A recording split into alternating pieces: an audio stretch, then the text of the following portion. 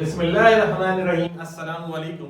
आज के सेशन में हम एक्सरसाइज नंबर 4.6 के रिमेनिंग क्वेश्चन नंबर 4, 5 एंड 6 को सॉल्व करेंगे। नया कुछ नहीं है। अगर आपने प्रीवियस सेशन देखे हुए तो ये क्वेश्चन से करना आपके लिए इंतहाई दर्जे का आसान है।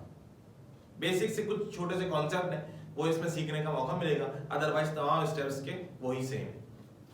शुरू करते हैं। क्वेश्चन नंबर 4 कहते हैं, क्वेश्चन नंबर 4 में find the value of m। क्या मालूम कीजिए, m मालूम कीजिए। हर दफा आपसे कहता हूं कि जब भी हम क्वेश्चंस कर रहे हो, खास तौर पे वर्ड्स प्रॉब्लम, तो बुक को अपने सामने जरूर रखा करें ताकि क्वेश्चन समझ में आए। Find the value of m। कहते हैं एक पॉलिनोमियल ये है, दूसरा पॉलिनोमियल ये है।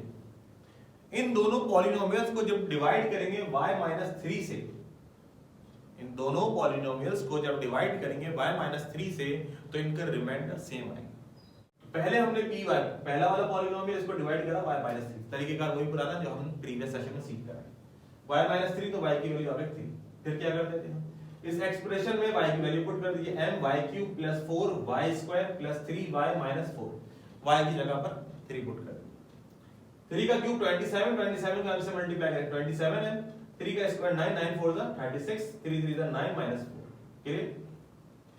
प्लस माइनस कीजिए तो हमारे पास आंसर आया 27m + 41। कब? जब हमने py को डिवाइड किया y-3 से, तो रिमाइंडर क्या आया, याद है reminder. Second expression qy = y³ - 4y + m। इसको किससे डिवाइड करना है? डिवाइड करना y-3 से। करते हैं इसको। ये आ गया हमारे पास qy / y-3, तो y कितना आ जाएगा, y = क्लियर? फिर क्या करते हैं, इस एक्सप्रेशन में हम क्या करेंगे, y की जगह पर y की वैल्यू ये कर दिया y³ - 4y + m। 3 का क्यूब 27, 4 3 जा 12 + m। सिंपलीफाई कीजिए तो आंसर आया 15 + m। इसको डिवाइड करने से ये आंसर आया, इसको डिवाइड करने से ये आंसर आया। According to the condition, according to the given condition. क्या कंडीशन है हमारे पास, इसका रिमाइंडर सेम है, इसको इक्विलेट करवा लेते हैं। ये py का रिमाइंडर इज इक्वल टू ये qy का रिमाइंडर। क्लियर? तो ये py = qy। अब क्या करना है, m की वैल्यू फाइंड आउट करनी है, तो m को एक तरफ कर लीजिए। ये प्लस m है, इसको यहां शिफ्ट करवाइए, माइनस m हो जाएगा। प्लस 41 = वहां शिफ्ट करवाइए, माइनस 41 हो जाएगा। 26 से 26 कैंसिल आउट कीजिए तो m की वैल्यू कितनी है, -1। बात आ गई सर? मुश्किल नहीं है, कंडीशन का समझ में आना जरूरी। कंडीशन समझ में आ जाएगी, करना आता है आपको, करना मुश्किल नहीं है। Question number 5। क्वेश्चन नंबर 5 में लिखते हैं कि ये हमारे पास एक एक्सप्रेशन है, इसको डिवाइड कीजिए x + 2 से, x + 2 से। और यहां पे क्वेश्चन में कंडीशन ये है, ये इसका फैक्टर है 6 / 2, 2 3 जा 6। रिमाइंडर क्या आया, 0।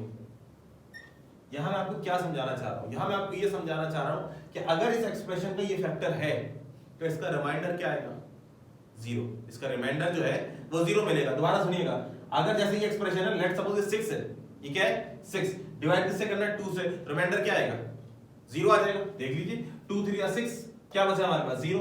ऐसा कब होगा, जब होगा जब 2 फैक्टर होगा 6 का। बात आई समझे? 21 / 7, रिमाइंडर क्या आएगा, 0। क्यों आ रहा है 0? क्योंकि 7 क्या है, 7 फैक्टर है किसका, 21 का। आइए जरा सवाल शुरू करते हैं। इस एक्सप्रेशन को डिवाइड कीजिए x + 2 से। कंडीशन ये दी हुई कि x + 2 इसका फैक्टर है। कह रहे हैं इसके अंदर एक अननोन है, कौन, ये k अननोन है, इसकी वैल्यू बताइए। चलिए शुरू करते हैं। सबसे पहले तो हमने सपोज कर लिया ये हमारे पास पॉलिनोमियल फैक्टर क्या, x + 2। इक्विलेट करवाने से आंसर आया x = -2। पुट कर दीजिए -2 कहां जहां पर x आ रहा है। 4x³ - 7x² + 6x - 3k। Clear? इस एक्सप्रेशन में जहां पर x आ रहा था वहां पर हमने x की वैल्यू पुट कर दी।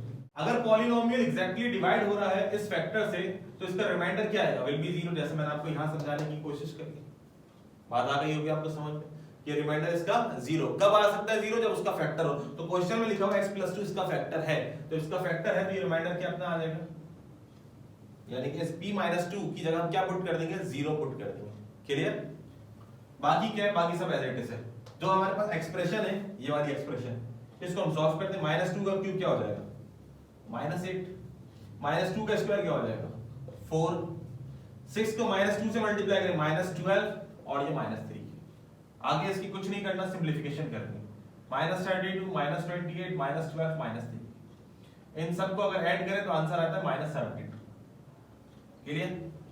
इस -72 को यहाँ शिफ्ट कराइए, +72 कैंसिलेशन कीजिए, 3 टाइम्स 3 1 टाइम्स और 3 24 टाइम्स, तो यहाँ पर हमारे पास k की वैल्यू कितनी आ जाएगी?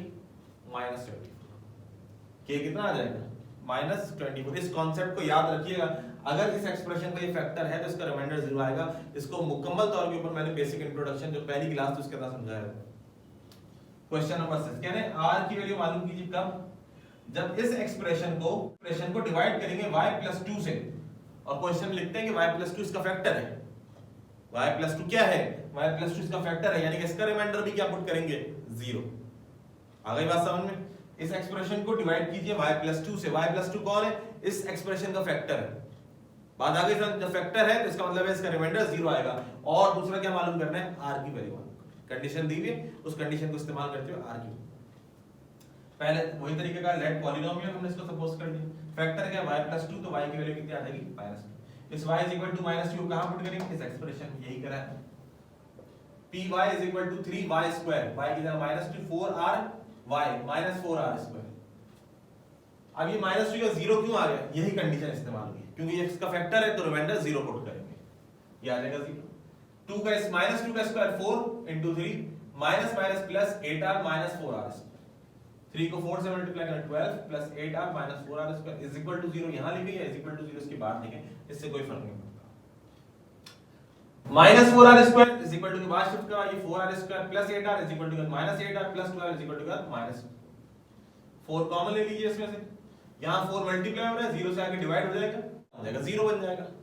0/4 क्या होता है? 0 होता है। बाकी यहां पर इस्तेमाल कीजिए middle term break method. Middle term break factor की मदद से जब इसके फैक्टर बनाएंगे तो हमारे पास एक फैक्टर बनेगा r+1, अनदर फैक्टर आएगा r-3 इज इक्वल टू 0। इसको इक्विलेट करवा लेंगे ताकि r की वैल्यू आ जाए। तो r आया हमारे पास -1 and r is equal to 3। Clear? बात आगे सुनिए। यहां पर अगर कुछ कांसेप्ट था तो बस वही कांसेप्ट था कि अगर इस एक्सप्रेशन का, किसी भी एक्सप्रेशन का अगर कोई फैक्टर होता है तो उसका रिमाइंडर क्या होता है? याद रखिएगा, उसका रिमाइंडर हमेशा 0 आता है। यहां पर हमारी एक्सरसाइज अपने तमाम क्वेश्चन के साथ मुकम्मल।